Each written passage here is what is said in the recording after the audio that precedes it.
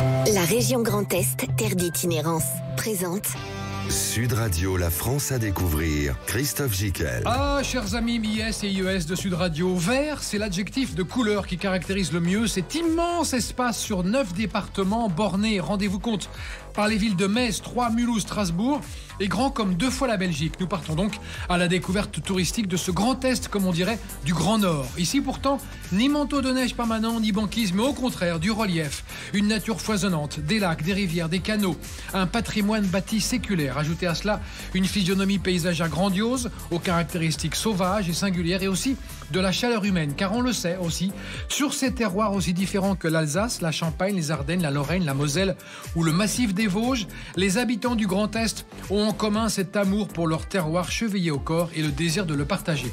Et comme la nature est intacte et préservée, et la taille de cette région au visage si différent, elle séduit chaque année de plus en plus de visiteurs. Ceux-ci en ont donc fait le paradis de l'itinérance, à pied, à vélo, à moto, en camping-car. Tous les moyens sont bons pour en arpenter ce terrain de jeu immersif de pleine nature, parsemé, ce qui ne gâche rien, de lieux de culture, de patrimoine et de mémoire. Car les amoureux des cités de charme, des villages fleuris, des caractères y trouvent aussi leur compte. En termes d'architecture, de patrimoine, d'art et de gastronomie, la région Grand Est coche aussi toutes les cases. Le Grand Est, c'est notre futur galop de fraîcheur national, à plus d'un titre, assuré dans les temps de canicule de le rester, une région aux 1000 facettes et une authentique destination de caractère que nous allons découvrir un peu dans cette émission. Sud Radio, la France à découvrir. Christophe Gicquel. Et pour parler du Grand Est, évidemment, nous avons un de ses meilleurs ambassadeurs, Cédric Goutte. Il est vice-président de la région Grand Est, délégué au tourisme et maire de Wappy, au nord-ouest de Metz, 15 000 habitants. Bonjour monsieur le maire et bonjour monsieur le vice-président. Allez, bonjour à vous. On en parle bien du Grand Est pendant 52 minutes ensemble et vous allez nous donner envie de visiter cette région et surtout de l'arpenter du nord au sud et d'est en ouest. C'est bien ça. Tout à fait. Alors, c'est vrai qu'on a cette chance vis-à-vis du Grand Est de pouvoir justement bien y voyager. Et on sait que chaque territoire est à la fois un chapitre et chaque étape est une révélation. Vous l'avez évoqué, on a la chance d'avoir à la fois un massif vosgien, on a la chance également d'avoir de belles villes avec un patrimoine exceptionnel.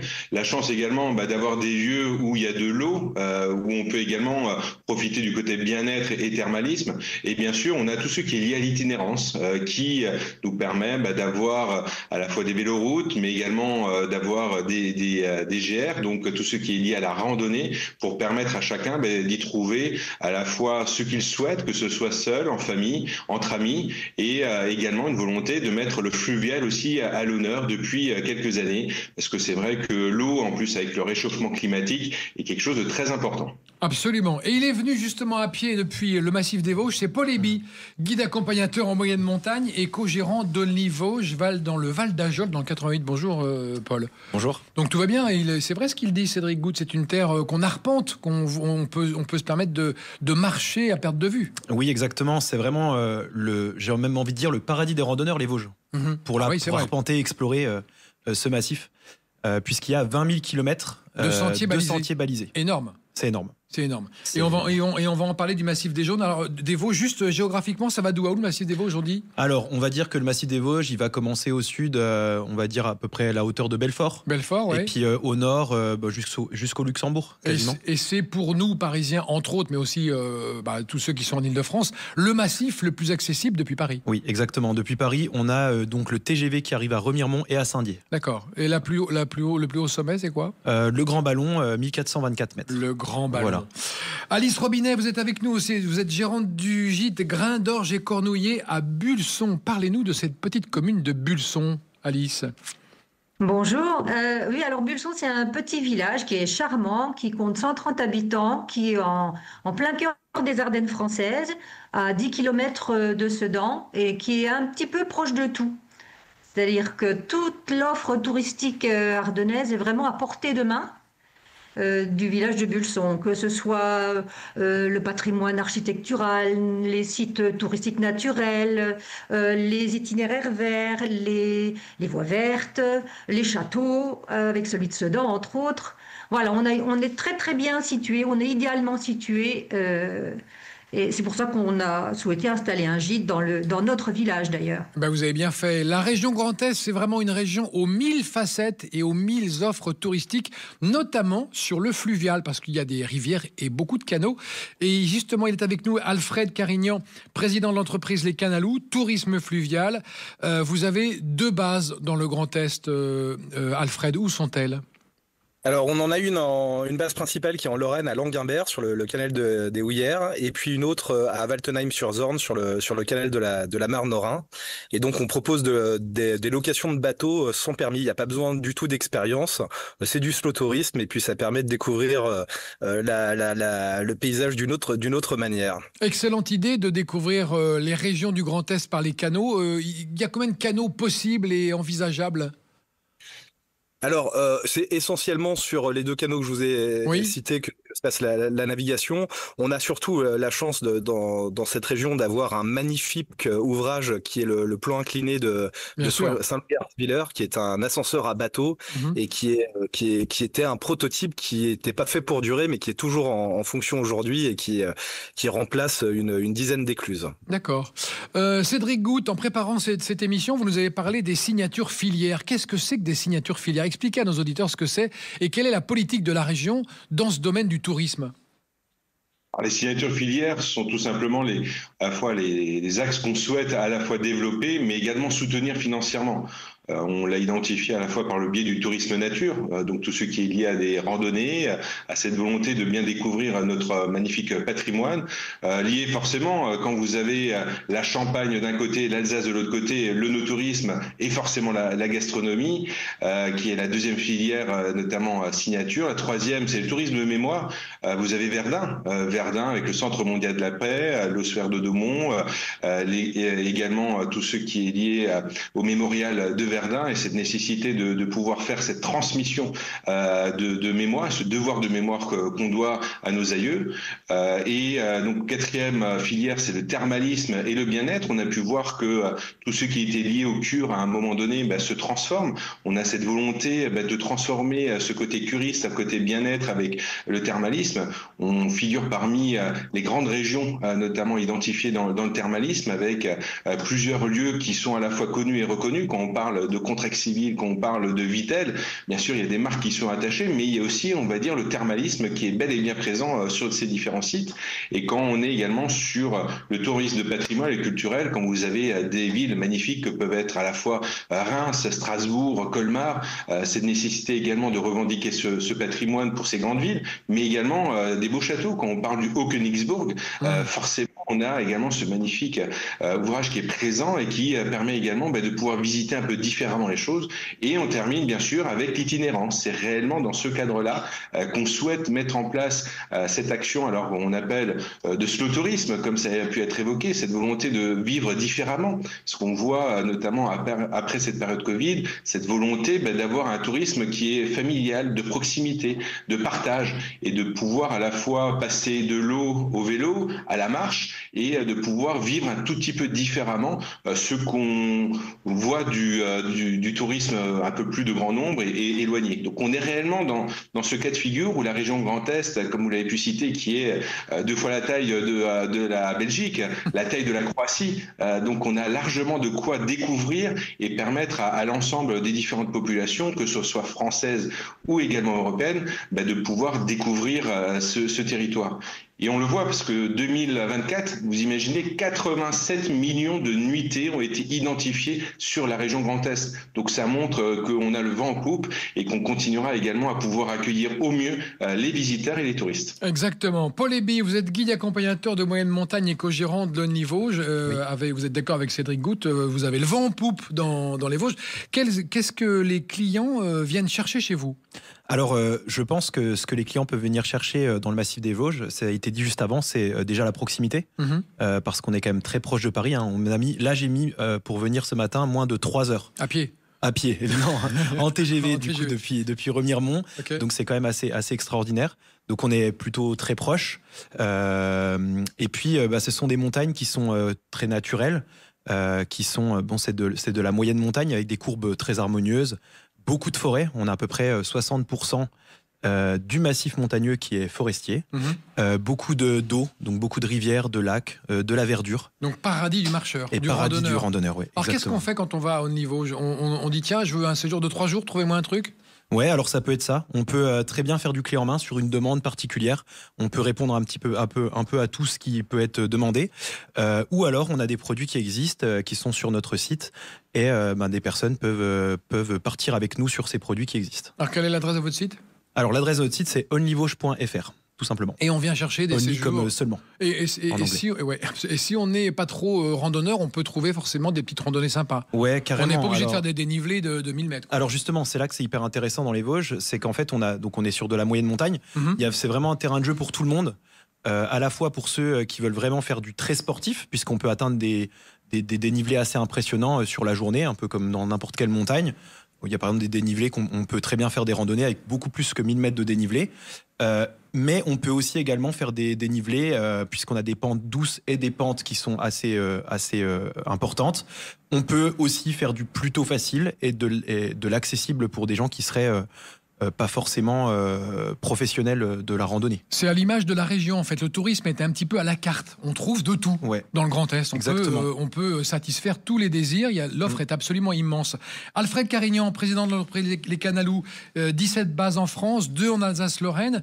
Parlez-nous de vos bateaux, parce que c'est ça qui fait la force des Canalous. C'est des bateaux qui se conduisent comme des camping-cars et qui ont le même confort. Ouais, alors ce qui est assez magique, c'est que vraiment c'est accessible à tout le monde, il n'y a pas besoin de permis, dedans c'est tout aménagé, cuisine, douche, toilette. On va avoir différentes gammes selon si on part avec des amis et on veut chacun son intimité ou si c'est plutôt de la famille. Et puis ce qui est assez magique, c'est surtout que monter sur un bateau, c'est déjà le voyage qui commence, c'est un vrai dépaysement. Et puis après c'est un moyen de découvrir la culture, vraiment d'être immergé dans une région, de découvrir sa culture, son patrimoine architectural, gastronomique, et c'est des vacances qui permettent aussi de la convivialité parce que en fait on a généralement un équipage moyen de 6 personnes, donc on part pas trop à 2, c'est vraiment plutôt on va partir avec des amis et en famille. Très bien, on va marquer une pause, chers amis. On se retrouve juste après pour continuer à parler de cette incroyable palette et cette grande diversité d'offres touristiques qu'on trouve dans cette région du Grand Est, qui, je le rappelle, et comme le rappelait Cédric Goutte, qui est grande comme 2 fois la Belgique et grande comme la Croatie. C'est dingue, on ne se rendait pas compte. Merci Cédric de nous avoir donné un ordre de grandeur comme ça. Maintenant, on va faire attention. À tout de suite. La région Grand Est, terre d'itinérance, présente Sud Radio, la France à découvrir. Christophe Gicquel. Une terre d'itinérance exceptionnelle et d'exploration sur 9 départements, grande comme 2 fois la Belgique, on l'a dit. C'est le Grand Est, la région Grand Est. Et nous sommes avec Cédric Goutte, vice-président de la région Grand Est, délégué au tourisme, également maire de Wappy, à côté de Metz, 15 000 habitants. Paul Eby est avec nous, guide accompagnateur de moyenne montagne et co-gérant d'Only Vosges, situé dans le Val d'Ajol, donc dans le massif des Vosges. Alice Robinet, gérante du site Grain-d'Orge et Cornouillet, est à Bulson, dans les Ardennes, 130 habitants. Et Alfred Carignan est aussi avec nous. Il est président de l'entreprise Les Canalous, tourisme fluvial, basé en Alsace et en Lorraine. Encore une petite question, Alfred Carignan. Vos bateaux, ils sont longs comment et larges comment? Pour donner une idée à nos auditeurs et auditrices.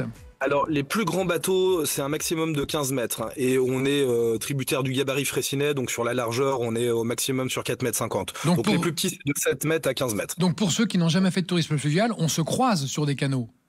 Oui, on se croise et puis sur les bateaux les plus gros, on a des aides à la manœuvre, on a des propulseurs d'étrave, c'est des petites hélices qui sont à l'avant du bateau qui permettent de faciliter les manœuvres. C'est vraiment quelque chose, il faut 20 minutes à la barre pour acclimater un petit peu au bateau et vraiment tout le monde peut s'y essayer.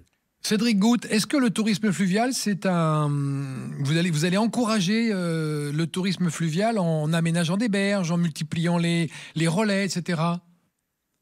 Tout à fait. Alors l'idée, c'est à la fois d'aider financièrement les investisseurs déjà sur cette volonté de travailler sur une activité touristique et forcément économique qui se situe derrière, donc sur tout ce qui est lié au fluvestre, c'est-à-dire même les abords, les berges qui sont identifiés et de pouvoir faire des interconnexions entre le fluvial et également tous les véloroutes. C'est aussi dans ce cadre-là que nous avons mis en place un soutien financier à la fois vis-à-vis des collectivités qui sont présentes, mais également vis-à-vis des investisseurs avec toujours cette volonté aussi d'améliorer d'une part le cadre de vie, mais également de suivre tout ce qui est lié à l'environnement, parce que c'est aussi dans le respect de l'environnement qu'on souhaite développer l'ensemble de ces différentes actions. Donc on voit de plus en plus aussi des bateaux qui sont des bateaux électriques qui sont identifiés et sur lesquels on aide et on soutient également financièrement sur l'investissement. C'est cela aussi de voir différemment le tourisme et de pouvoir réellement en profiter. On voit réellement que cette proximité, que ce soit pour les touristes qui se déplacent, mais également de pouvoir faire de belles rencontres, parce que c'est vrai que le Grand Est, c'est à la fois du vrai, du vivant et du vibrant. On voit qu'on a réellement de quoi faire et de quoi en profiter. C'est vrai. Et Alfred Carignan, à ce sujet du bateau électrique, vous êtes déjà en pointe. Oui, et justement, et c'est grâce au Grand Est en partie, puisque c'est dans cette région qu'on a fait nos premières expérimentations, grâce justement à un soutien sur le financement de l'infrastructure pour avoir des bornes de recharge électrique. Et nous, vraiment, l'environnement est un sujet vraiment important. Donc aujourd'hui, on continue à travailler. On a fait un bateau à hydrogène, on tâtonne un peu pour trouver la même solution, et on a même passé 100% de notre flotte dès l'année dernière au biocarburant, ce qui nous permet de réduire nos émissions de l'ordre de 90%. Très bien. Et est-ce que vous avez pensé à inviter Cédric Goutte à prendre l'apéritif le soir sur un bateau? Eh ben, alors je lance l'invitation maintenant. Et il faut le faire. Cédric, il faut y aller. Hein. On ira ensemble, Christophe. Avec grand plaisir. Alice Robinet, gérante avec votre mari Thierry du gîte Grain d'Orge et Cornoulier. Déjà, Cornoulier, je ne connaissais pas le mot. C'est quoi? C'est un arbre? Oui, alors c'est un petit arbre qui se plaît sur notre territoire, qui produit des petits fruits rouges à la fin de l'été, qui étaient d'ailleurs consommés comme des olives autrefois, qui étaient mises dans de la saumure. Le vrai nom, c'est Cornus mas. C'est le premier arbre à fleurir au printemps, même carrément au mois de février. Et il est représenté sur le blason de la commune. Très bien. Donc vous êtes logé dans une ancienne ferme familiale avec un gîte respectueux de l'environnement, avec un potager, oui. Et vous proposez aux cyclistes qui viennent d'aller dévaliser le potager s'ils le souhaitent. Alors, le gîte est prêt à accueillir n'importe quel groupe. D'ailleurs, la réflexion a été menée comme ça. Oui. On peut accueillir des familles. Bien sûr, bien sûr. Il n'y a pas que des cyclistes. Voilà. Mais on a pensé aussi à tout ce qui est itinérance douce et aux randonneurs. Nous nous trouvons sur le GR14. Nous avons plein de circuits de randonnée qui sont répertoriés dans des topoguides, sur des sites des Ardennes, etc. Oui, vous êtes à 10 km au sud de Sedan, hein, c'est ça? Vous êtes à 10 km au sud de Sedan, grosso modo. 10 km au sud de Sedan, c'est exact. Donc c'est des vallons, des crêtes, c'est un peu comme le massif des Vosges. Oui, on est à la limite des crêtes pré-ardennaises et c'est vrai que j'ai retrouvé beaucoup de points communs avec, avec les Vosges. D'accord. Donc là, l'hébergement, combien de personnes maximum? 11 couchages. 11 couchages. Et autour de chez vous, vous proposez, un petit peu comme Paul, des randonnées possibles? Oui, alors comme on est des passionnés de nature et puis comme on connaît bien aussi le territoire, on peut même accompagner nos hôtes qui le souhaiteraient. On peut aussi les accompagner sur des ateliers nature directement dans le jardin. Comme vous l'avez signalé, on voulait que les gens se sentent bien à la fois à l'intérieur mais aussi à l'extérieur et à la fois aux alentours. On voulait encourager vraiment du tourisme de proximité. Donc ceux qui veulent aller visiter les villes alentours, Charleville, Sedan, Vouziers, Rethel, évidemment, hein, ils peuvent le faire. Mais ceux qui veulent partir du gîte et explorer les alentours, c'est possible, c'est très très très riche. D'accord. Et on peut aussi mener des ateliers nature dans le jardin, d'agrément et dans le potager. Très bien. Cédric... Qui, effectivement, est en libre service. C'est la maraude autorisée. Ah, on a le droit, c'est autorisé. Vous n'appellerez pas, vous n'appellerez pas la gendarmerie, la maréchaussée. Cédric Goutte, vice-président de la région Grand Est, délégué au tourisme. Est-il vrai qu'on peut considérer que le Grand Est, c'est le futur îlot de verdure et de fraîcheur de France? Parce que la canicule, dans quelques années, et la montée des températures fera qu'il fera aussi chaud qu'à Athènes, en 2040, je crois, horizon 2040. Là, on va laisser encore un peu de temps, c'est 2050. 2050, d'accord. Qui a été notamment mené et sur lequel on peut identifier que la température de Reims sera celle d'Athènes. Alors vous le voyez, à la fois par l'ensemble des massifs, on parlait à la fois des Ardennes, massif des Vosges, c'est sûr qu'on est sur des îlots de fraîcheur et le fait d'avoir à la fois des étangs, des lacs qui sont également présents sur le territoire nous amène également ce côté fraîcheur aussi et nous permet de pouvoir répondre à une demande. On voit que la demande actuellement pour tout ce qui est tourisme, c'est la nature, c'est le premier critère de recherche et la nature. Donc on répond pleinement avec l'itinérance, avec l'ensemble des personnes qui sont avec nous aujourd'hui par rapport à des propositions soit de nuitée, soit de randonnée, soit en l'occurrence de vivre un peu autrement le tourisme. Je rappelle juste aussi que la région Grand Est est la 3e région de France d'itinéraire des voies cyclables. Donc on est réellement déjà bien performant, on va continuer encore à l'être. Et ça n'a pas été dit, mais on parlait avant de tout ce qui est justement le GR5 et la traversée des massifs des Vosges. C'est le premier itinéraire qui a été donc labellisé en Europe, donc d'un point de vue donc sur le territoire français, comme parmi les meilleurs en termes de trail. Donc on voit qu'on est déjà bien identifié. On a un itinéraire qui est un des plus longs, notamment du continent. Donc ça montre aussi cette volonté de pouvoir continuer à communiquer dessus et de pouvoir accueillir. Donc oui, bien sûr, on va être vigilant par rapport à cette montée des températures dans les années à venir, mais on veut aussi conserver notre patrimoine et conserver notre nature qui est relativement, qui est très importante et qui nécessite en tout cas d'éviter, on va dire, un tourisme de masse qui peut être, on va dire, présent sur certains territoires, mais de pouvoir le diffuser. On voit que ce Grand Est, c'est vraiment 1000 territoires. Hein. Vous l'avez évoqué en préambule, hein, mais on a toujours le même retour et les mêmes émotions des personnes. C'est l'émerveillement. Dès lors qu'ils ont pu partir visiter notre territoire, ils sont toujours conquis pour y revenir. Absolument. Paul Eby, vous êtes guide accompagnateur de moyenne montagne dans le massif des Vosges. Exactement. Est-ce que les gens discernent bien massif des Vosges et département des Vosges? C'est pas la même chose. Hein. Ah oui, ça, vous insistez là-dessus. Ouais, hein. c'est assez compliqué. Alors déjà, nous, pour la petite histoire, nous, on s'appelle Only Vosges. Et Only Vosges, en fait, c'est pour le massif des Vosges et pas pour le département de Vosges. Et donc, notre slogan, on a décidé de l'appeler le massif comme seule limite. D'accord. Pour qu'on comprenne bien que nous, on se focalise sur vraiment le massif des Vosges et pas forcément le département. Il faut savoir que le département des Vosges, il y a peut-être un tiers du département qui est dans le massif des Vosges. Donc, c'est pas du tout l'ensemble du département. Et à côté, donc à l'ouest de ce massif-là, on a des régions qui sont un peu plus plates et donc qui ne font pas partie du massif. Et il faut savoir que ce massif des Vosges-là, il est entre 7 départements.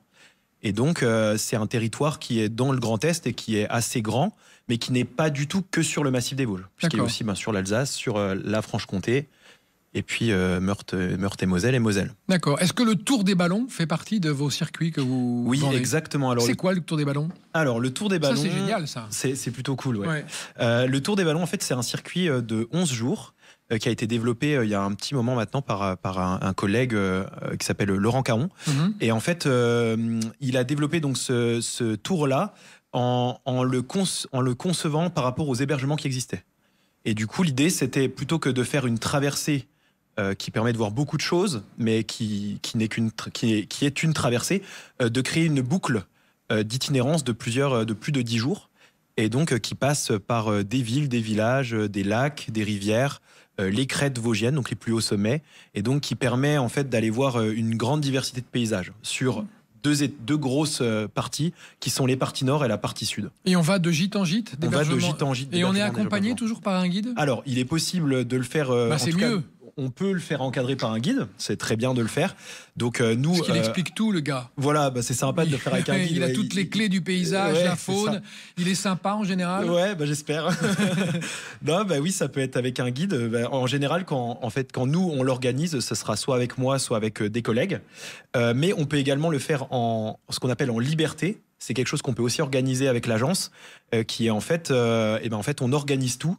Les personnes n'ont qu'à venir et après, et avec un tracé GPS et diverses cartes et d'autres choses, peuvent C'est génial. Peuvent le faire seuls. Et vous travaillez avec votre maman. Et je travaille avec ma maman. Qu'on salue, exactement. qui nous écoute peut-être, qui s'appelle comment? Elle s'appelle Florence. Florence, amitié. Florence ouais, très bien. Bravo, hein, c'est pas toujours facile de travailler avec son fils, mais là ça se passe bien. Mais si, c'est facile. Si, ça passe bien. Vous êtes un bon binôme, je le sais. Ouais. On marque une pause, chers amis. On continue à parler de cette incroyable offre touristique qu'on trouve dans le Grand Est et sur laquelle il faut insister, qu'il faut visiter en saisonnalité, pas forcément tout le temps au même moment, mais il y a des choses très intéressantes à voir à faire en septembre, octobre, novembre, en avril, mai, juin, pas forcément en juillet et en août. Voilà. À tout de suite, mes amis.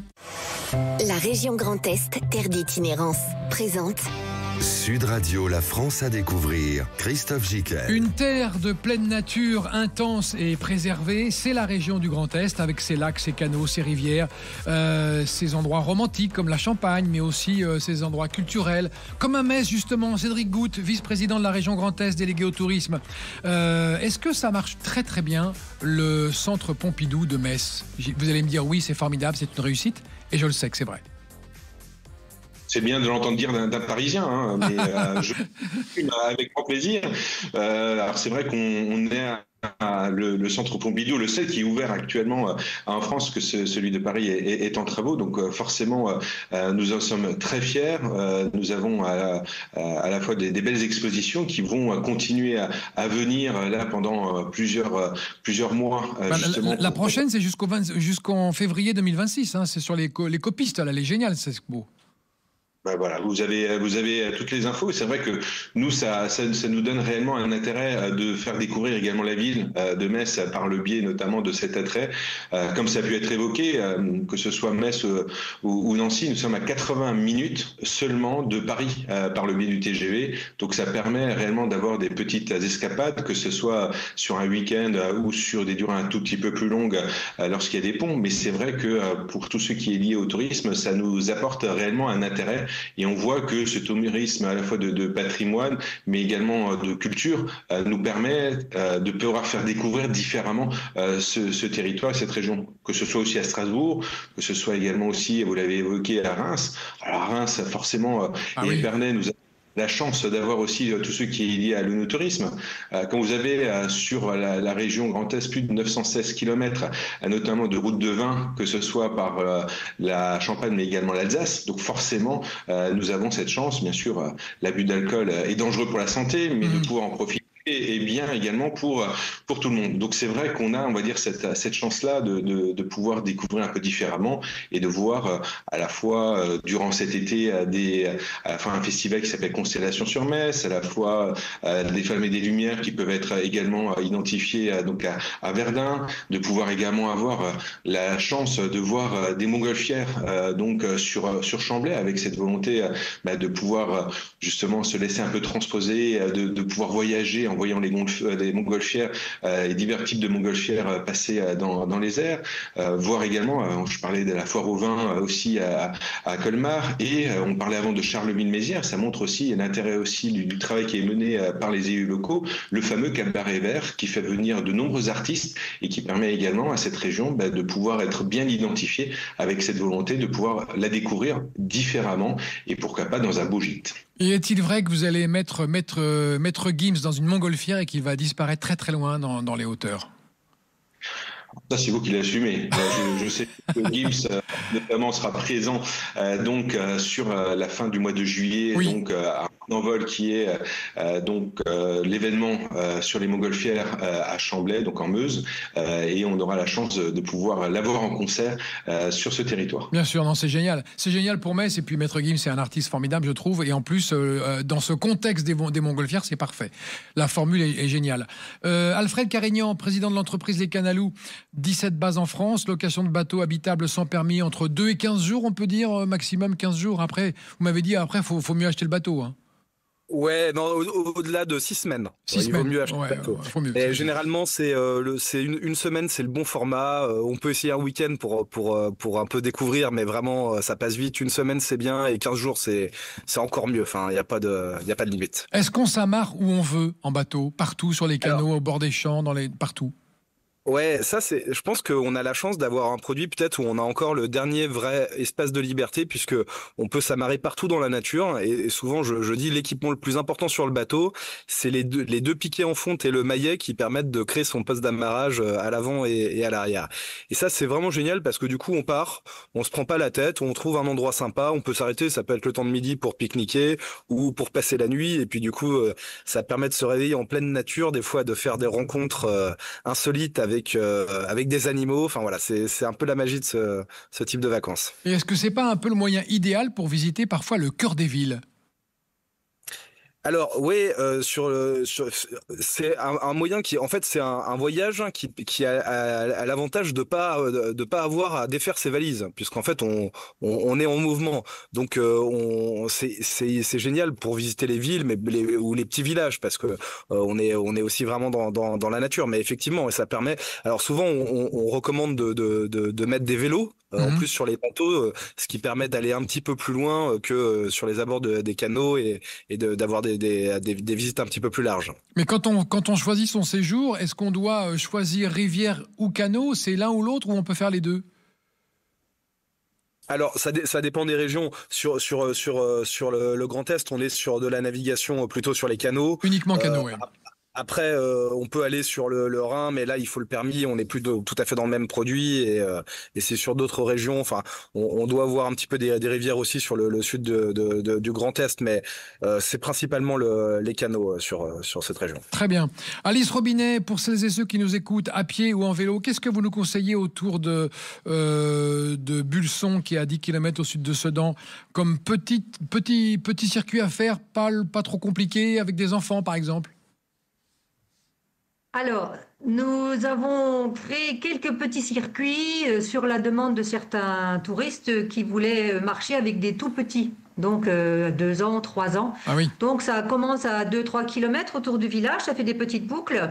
Et puis, je voulais dire aussi que nous, en tant qu'hébergeurs, on s'appuie énormément sur tout le travail des offices de tourisme, des agences de développement du tourisme qui créent des topo-guides, des livres, des cartes, des itinéraires. On trouve ça sur Internet, on trouve ça sur papier. C'est vraiment super bien détaillé.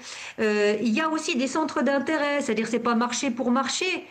Dans le paysage, c'est aussi pour s'arrêter sur des endroits patrimoniaux. Les Ardennes françaises, on est truffé de contes et de légendes, et il y a beaucoup de chemins qui nous mènent à des endroits un petit peu magiques comme ça. On est un peu cousins avec les Bretons sur ce terrain-là.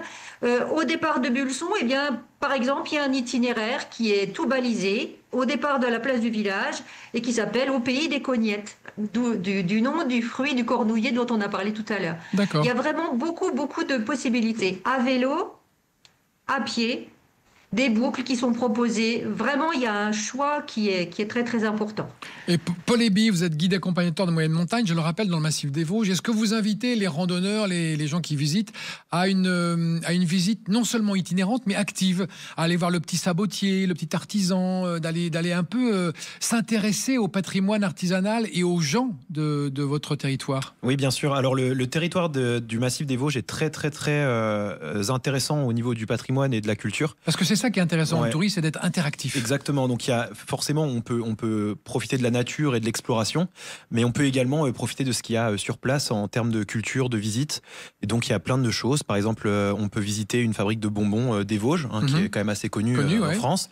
Des petites choses, des artisans, par exemple la savoterie, comme vous l'avez dit. Historiquement, il y a beaucoup d'histoires entre tous les châteaux qu'on peut trouver en Alsace, les villes médiévales, Ricquevire, Ribeauvillé, tout ça. Il y a un gros patrimoine, un énorme patrimoine historique médiéval en Alsace. Tout ce qui va être autour du vin aussi, en Alsace évidemment. Et puis on peut parler également de tout ce qui s'est passé malheureusement avec les guerres qui ont eu lieu. Le tourisme de mémoire. Le tourisme de mémoire, exactement, comme on a parlé tout à l'heure, puisqu'on a eu les 2 guerres qui ont eu de forts impacts dans le massif. Voilà, donc il y a quand même beaucoup de choses à faire en plus de la randonnée. Et vous proposez aussi les 2 en même temps. Vous proposez aussi des randonnées en étoile autour ça c'est bien. Exactement. Ça. Alors en fait, la randonnée en étoile, c'est un petit peu, c'est plus simple dans le principe, c'est-à-dire que on trouve un hébergement. Enfin, vous choisissez là, le client choisit un hébergement dans lequel il est sur toute la durée de son séjour. Et ensuite, nous, on a créé un certain nombre d'itinéraires. Qu'on a créé. Donc il y a les traces GPS, comme j'expliquais tout à l'heure, les traces GPS, un topo guide qu'on a créé avec plein d'explications sur le milieu naturel, sur l'histoire, sur plein de choses. Et en fait, l'idée, c'est qu'on donne tout ça aux participants, et les participants décident de faire les randonnées qu'ils souhaitent, qui sont souvent proches du lieu, à 10-15 km maximum du lieu où ils habitent. Et du coup, ce petit livret, tout ça est compris dans le prix. Et on a donc aujourd'hui créé 5 randonnées. Donc sur un séjour jusqu'à 5 jours de marche, les personnes peuvent choisir les randonnées qu'ils veulent faire chaque jour. Très bien. Cédric Goutte, vice-président de la région Grand Est. On trouve toutes ces informations sur Explore Grand Est. Je pense que c'est le site de référence. Tout à fait. Alors, c'est l'agence régionale du tourisme qui a créé ce site-là il y a à peu près 3 ans et demi, 4 ans. Cette volonté, c'est de pouvoir identifier tous ces éléments. On évoquait justement les Vosges, donc on a énormément de choses à voir. On peut citer également la lutherie de Remiremont. On peut parler l'imagerie d'Épinal. Donc vous voyez, on a réellement sur chaque secteur à la fois ses spécificités, et le site internet est simple, c'est explore avec le tiré du milieu grandest.com, et vous avez l'ensemble de toutes les personnes qui sont à la fois identifiées sur la région Grand Est, qui ont été soutenues également par la région Grand Est ou pas, mais qui peuvent en l'occurrence justement être identifiées. C'est gratuit pour l'ensemble, toutes les personnes qui ont des prestations à proposer, et de permettre à chacun de pouvoir avoir un seul site et identifier un parcours.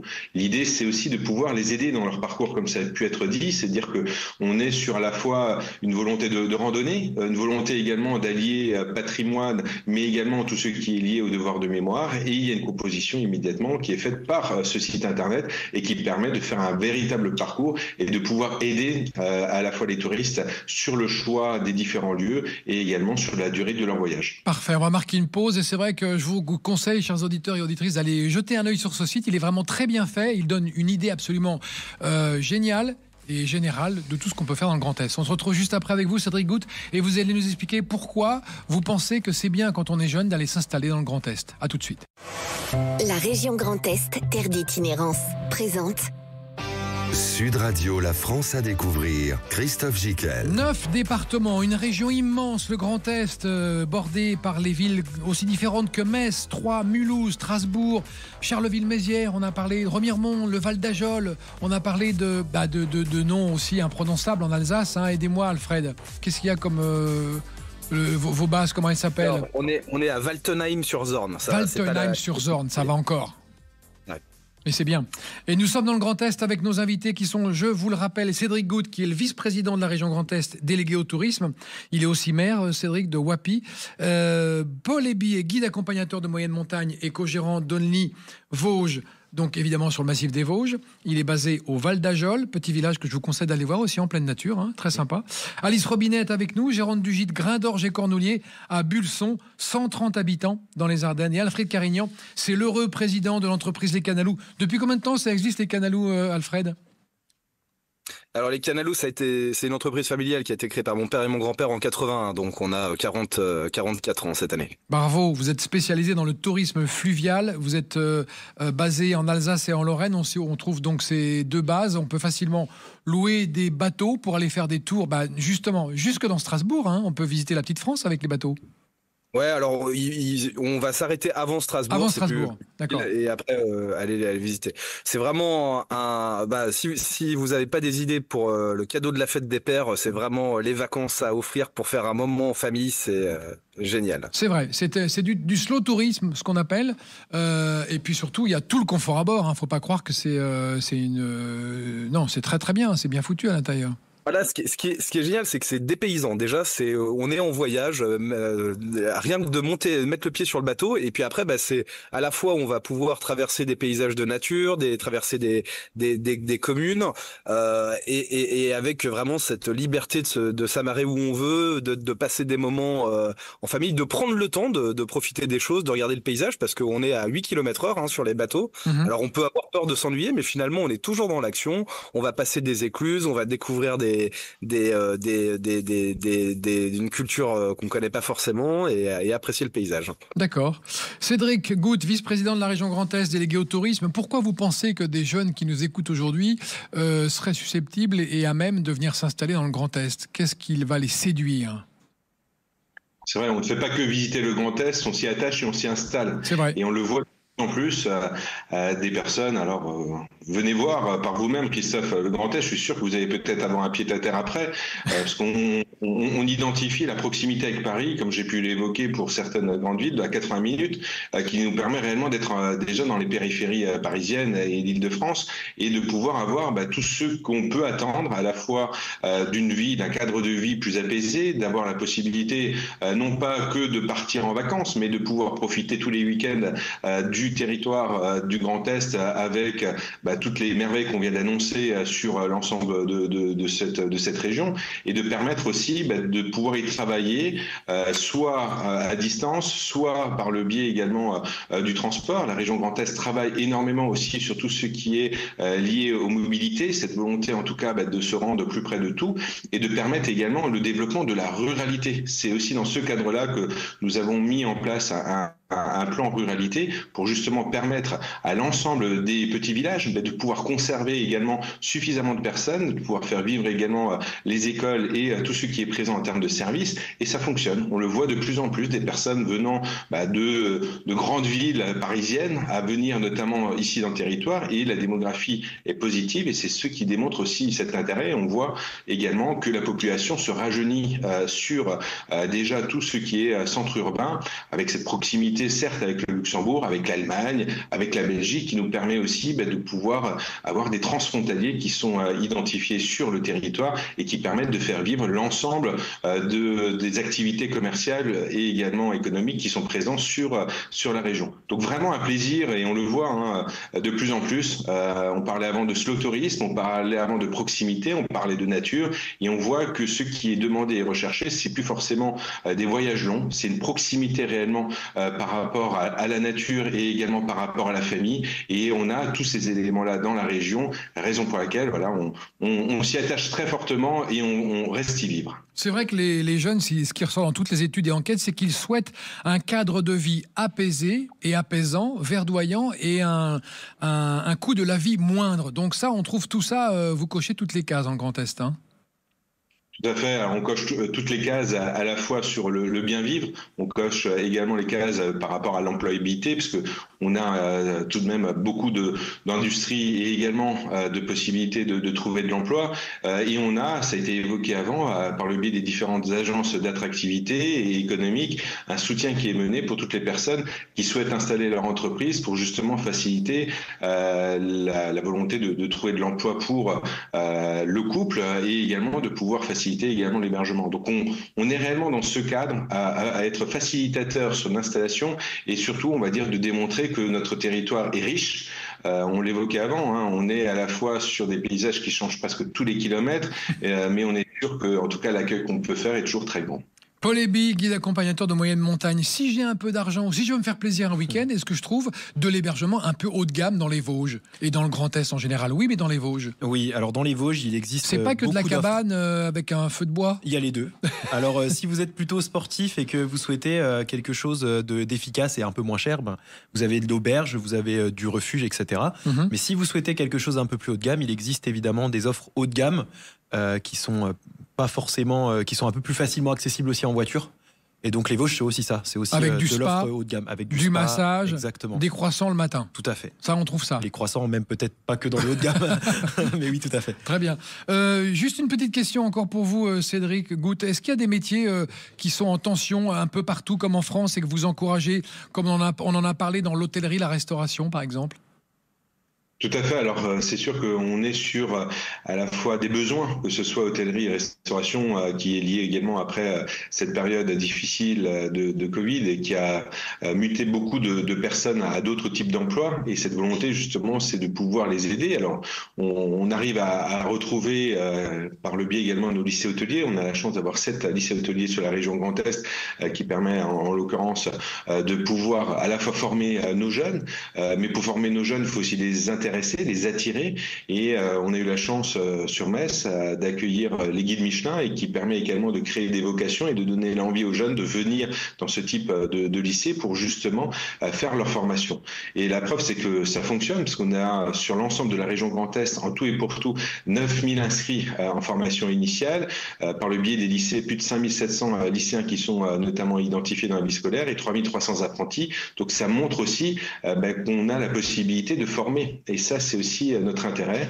Et bien sûr, on travaille également avec le syndicat de l'hôtellerie et également de la restauration qui s'appelle l'UMI au niveau de la région Grand Est pour justement amener également ce type de visibilité, d'attractivité sur tous les territoires pour permettre ce type de formation parce que ça reste, on va dire, un secteur qui reste en tension, surtout quand on est à proximité de certaines frontières et cette volonté en l'occurrence de pouvoir les conserver sur le territoire. C'est vrai. Et tout à l'heure, vous parliez du plan ruralité. Je crois que vous êtes une des premières régions de France à avoir lancé ce plan ruralité, ce qui montre l'audace et l'enthousiasme qui règne dans le Grand Est.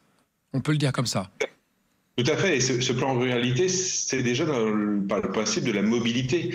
Quand vous réouvrez certaines gares pour justement permettre à ce que les trains puissent venir, les Vosges, exemple des Vosges, que ce soit sur les devis que j'ai cités avant, que Vittel et Contrexiville, ça permet également de redonner une attractivité, mais également de lancer de nouveau l'économie. On sait que ça peut être par le biais du tourisme, mais ça peut être également par le biais de certains types de commerces ou d'industries qui nécessitent potentiellement d'avoir ce type d'accès. Donc la mobilité en fait partie, la sécurité en fait également partie, et forcément tout ce qui est lié au tourisme et au bien vivre en font également partie. Très bien. Alice Robinet, gérante avec votre mari Thierry du gîte Grain d'Orge et Cordonnier à Bulson, au sud de Sedan. Vous possédez le label accueil vélo de l'association France Vélo. Est-ce que ça veut dire que si je viens avec ma bicyclette, je suis sûr de trouver un local fermé et une pompe ? Alors oui, le label accueil vélo peut être obtenu par tout organisme lié au tourisme qui se trouve à moins de 5 km des voies vertes cyclables. D'accord, donc ça vous l'avez. Donc oui, c'est notre cas. On est bien achalandé, comme on peut dire, dans les Ardennes françaises, avec la voie verte Trans-Ardennes, la voie verte Sud-Ardennes et la petite voie verte de l'Enman, qui est super sympa, qui se trouve à quelques kilomètres de notre gîte. Pour obtenir le label accueil vélo, en tant qu'hébergeur, il faut déjà être classé. Il faut déjà avoir un certain nombre d'étoiles ou d'épis ou de clés. Ce qui est notre cas, nous avons 3 épis et 3 étoiles. Ensuite, il faut pouvoir mettre à disposition des cyclistes un local fermé, sécurisé, comme vous le disiez, avec un kit de réparation, avec une pompe, avec un endroit pour laver les vélos. Et puis, évidemment, les cyclistes doivent pouvoir à la fois se rafraîchir, se laver leurs vêtements, les sécher. D'accord. Dans un gîte, s'ils sont hôtes du gîte, ils ont évidemment accès à tout ça. Très bien. Il faut aussi ajouter que les cyclistes doivent être guidés depuis le gîte, depuis l'hébergement, jusqu'aux accès des voies vertes. C'est-à-dire que ce sont les propriétaires des gîtes qui créent les itinéraires pour que très très facilement les cyclistes puissent se raccrocher aux voies vertes les plus proches. Alice Robinet, on va être obligé de conclure l'émission. J'ai bien noté tout ce que vous avez dit. Vous êtes situé à Bulson, dans le département des Ardennes, sur la voie verte, la Meuse à vélo, et on ira vous voir si nos auditeurs passent par là. Le petit mot de la fin avec vous, Alfred Carignan. Les Canalous, vous avez 10 secondes pour encore persuader nos auditeurs et auditrices d'aller faire un tour sur l'eau. Eh bien, écoutez, si vous voulez des vacances qui sortent de l'ordinaire, tout en respectant la nature, en étant libre de partir à l'aventure, de vous amarrer où vous voulez, et puis de découvrir les richesses du patrimoine culturel, gastronomique et architectural du Grand Est, eh ben, louez un bateau, vous le regretterez pas. Ça fait 15 secondes. Paul Eby, guide accompagnateur de moyenne montagne, vous avez 8 secondes pour le massif des Vosges. Eh bien, si vous voulez explorer, en faisant de la randonnée, explorer des très beaux coins, n'hésitez pas à partir avec nous à l'aventure dans les Vosges. Dans la verdure, la forêt, les lacs et les rivières. Exactement, comme on a pu dire jusque-là. C'est génial. Cédric Goud, vice-président de la région Grand Est, le mot de la fin est pour vous. Vous êtes délégué au tourisme. Si on peut encore convaincre nos auditeurs d'aller dans le Grand Est, qu'est-ce que vous diriez ? Le Grand Est, c'est 1000 territoires et une seule émotion, l'émerveillement. Venez la découvrir. Ah, vous avez vu comment ça, c'est un professionnel, messieurs. Prenez-en de la graine. Merci beaucoup, Cédric, pour cette belle émission sur le Grand Est. On retrouvera La France à découvrir la semaine prochaine. C'était le Grand Est dans La France à découvrir. À bientôt. Salut. Sud Radio, La France à découvrir. Christophe Gicquel. Avec la région Grand Est, terre d'itinérance.